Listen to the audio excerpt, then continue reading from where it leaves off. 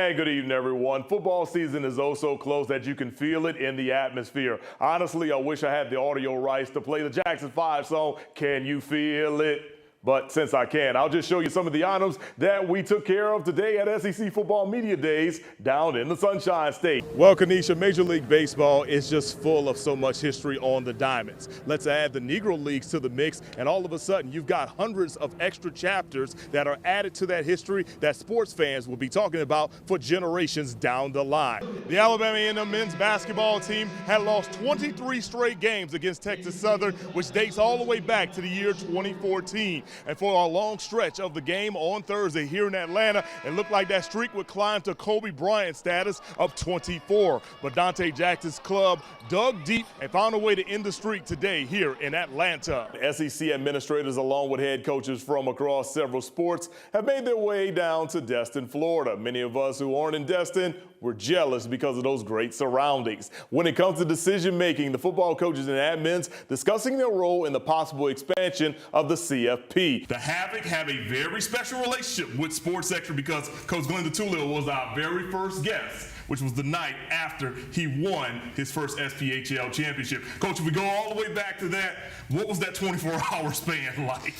Yeah, I think we talked about it. We were trying to get some players here, and they couldn't make it, obviously, because they were having a pretty good time. Believe it or not, baseball season right around the corner, and the Rocket City Trash Pandas will be kicking things off with a very huge tournament at the end of March. And the guy leading the Trash Pandas into the mix this year is Joe Cruzo, the new manager here in the Tennessee Valley. First of all, congratulations. Welcome to Tennessee Valley, sir. Well, I'm looking forward to it. It's an exciting time of year. Last summer, admins from the ASUN and UAC coming together and forming an alliance that will combat the ever-changing trajectory of college sports as we know it. Now, 12 months later, everything is official. Once again, SWAC Football Media Day taking place in the Magic City of Birmingham, Alabama, as all 12 teams from the Southwestern Athletic Conference made their way to chat with media members about the upcoming season. Among those was Alabama A&M. What went wrong? Well, Naomi, you know the old cliche, it's not how you start, it's how you finish. As you mentioned, the Trash Pandas started off on fire, going up 3-1 on the Pensacola Blue Wahoos. But it was Pensacola that finished the game strong, scoring 3 runs in the final 3 innings as they picked up their first win of the season and handed the Rocket City Trash Pandas their first loss of the season. It's an exciting day here in the shows as UNA is in the process of moving forward with their new head women's basketball coach. We got her, and that's Anna Nibbs. First of all, welcome to the shows. How's it feel to be the new Lady Lions head coach? I'm excited. I'm ready to be here. I'm ready to be 2 feet in. Our continuous coverage from the Magic City rolls on with our sports director, Mo Carter, and he's got a story about a current pro player that has a connection to Rick Whitfield. Mo. Well, Kanisha, Major League Baseball is just full of so much history on the diamonds. Let's add the Negro Leagues to the mix, and all of a sudden, you've got hundreds of extra chapters that are added to that history that sports fans will be talking about for generations down the line. For example, let's take a look at Giants outfielder Mike Yastrzemski, for example. He's been hearing stories about the Major Leagues and Negro Leagues for his entire life. His grandfather, Carl Yastrzemski, a member of the Pro Baseball Hall of Fame, was the last player to get a hit off a Satchel Paige, and his great-grandfather, Carl Sr., also faced Satchel Paige in the 1940s. Satchel Paige played at this very field in the 1920s and early 1930s with those the Birmingham Black Barons. According to Mike, ever since he got off the team bus, he felt very special to be on the grounds of Rickwood Field. Memories feel like they're coming to life. It's not something that I got to experience, obviously, but it's a piece of history here that I do get to experience. And so to be able to be here, to be watching what's going on behind the scenes, seeing how hard everyone's working, it makes it more important and it makes it special. And that's something that I'm grateful to every person who's worked so hard to put this on, and obviously to MLB for having this game. So just really lucky to be here. Now, in about 25 years, we'll probably be hearing about how Mike is talking to his grandkids about this wonderful opportunity he had tonight in the Magic City. Speaking of this game here at Rickwood Field, coming up later, we will have your highlights from tonight's matchup between the San Francisco Giants and the St. Louis Cardinals, a game that came all the way down to the end, and we even had a hero from the Yellowhammer State. In the city of Birmingham, covering the MLB at Rickwood Field game, I'm Mo Carter, Fox 54 Sports. And good evening, everyone. If Jonathan Goldsmith is the most influential man and interesting man in the world, then former Alabama offensive coordinator Lane Kiffin, hands down, must be the most interesting man in the Southeastern Conference, especially because of his antics over the last 9 months.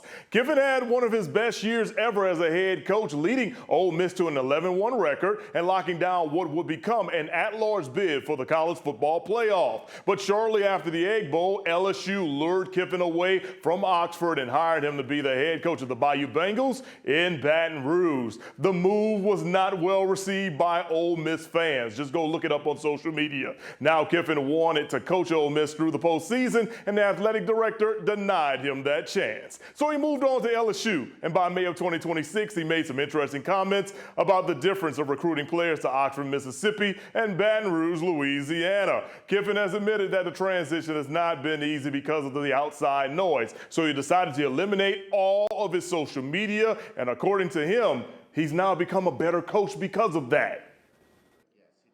And it really wasn't a plan. And so I got off of all of it, and then it was still on there, and then I said, okay, I'm gonna go to another level, and I just deleted the apps. And it wasn't a long-term plan, and it was really interesting to see as I went through it, because Knox pushing me to do that, challenging me, allowed me to help other players, friends, coaches, to say, man, you should try this sometime, because once you remove something from your life, you start to realize how many other people are addicted to it or need it. Now, Kiffin's departure from Ole Miss got messy for a while, especially when it came to disputes over the hiring of assistant coaches. Despite that, he says that he's focused on the future, and that future is already looking bright with the Bayou Bengals. He's wasting no time putting his stamp on LSU, especially with a top-notch recruiting and transfer class that's built to compete for a national title. It's just different. We're going to make this thing different than anywhere else to go when you combine LSU and us. And you're seeing it.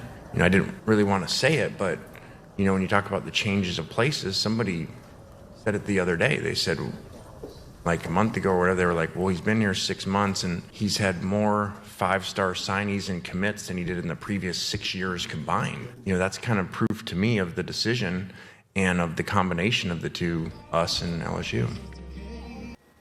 All right, we'll see how much LSU improves in year one under Kiffin right out the gate as the Bayou Bengals take on Dabo Swinney and the Clemson Tigers on September the 5th. Kickoff inside of Tiger Stadium in Baton Rouge is set for 6:30 p.m.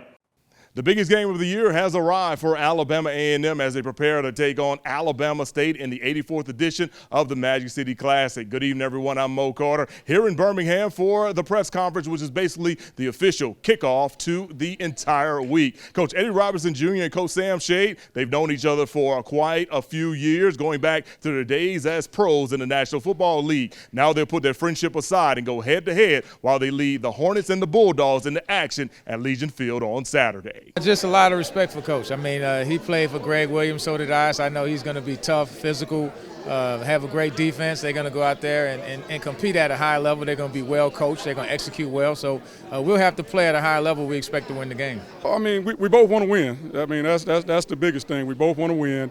So there's a lot of competitiveness between us. Obviously, you know, we both played in the NFL, and that's the most competitive football league there is. So I think that those competitive juices come out of us on game day. I think the Magic City Classic game is a game within itself, and so I think just the excitement of being here this weekend. The 84th of anything is really big, but it's the 84th Magic City Classic. So just blessed that I have an opportunity to coach in this type of game.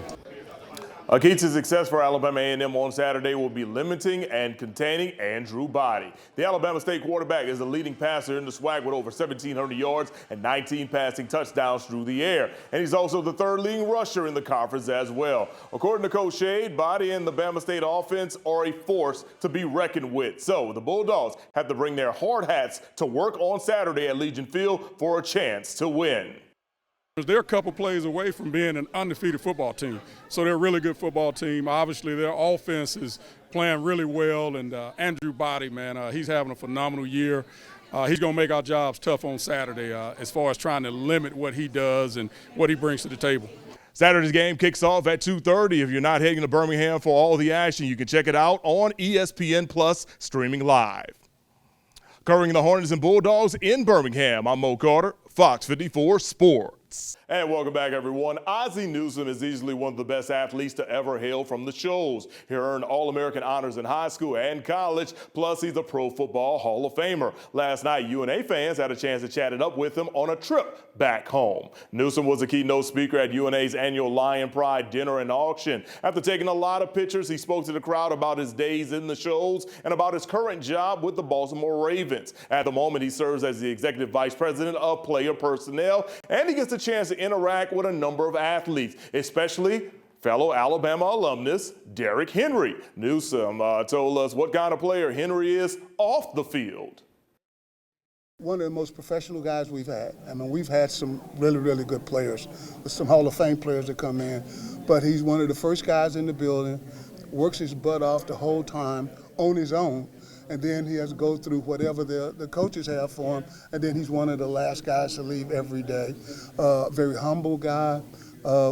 He's a team first guy. Yeah, he wants to get 2,000 yards, but, you know, he also wants to win a Super Bowl.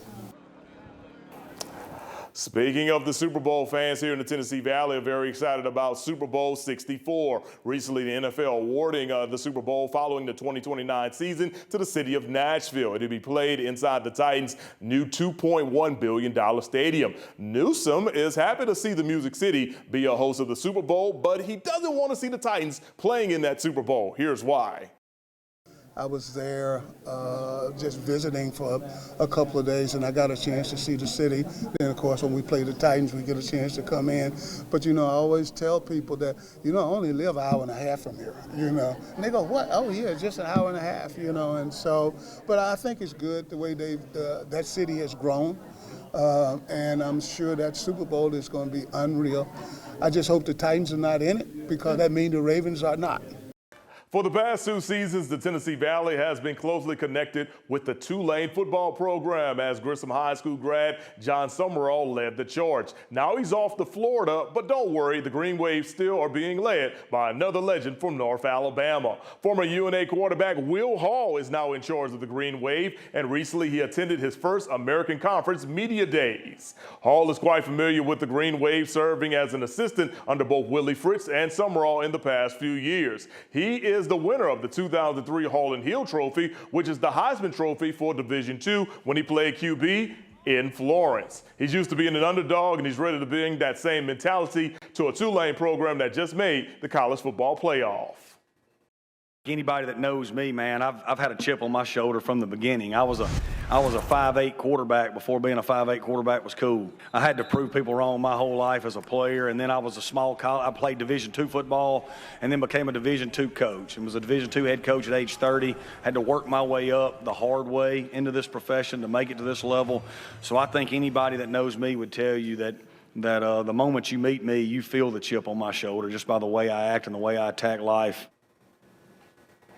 Hall and Green Wave traveling to ACC country to kick off their 2026 campaign. They'll take on reigning champ Duke at 2:30 on September the 5th. You can watch that game live on ACC Network.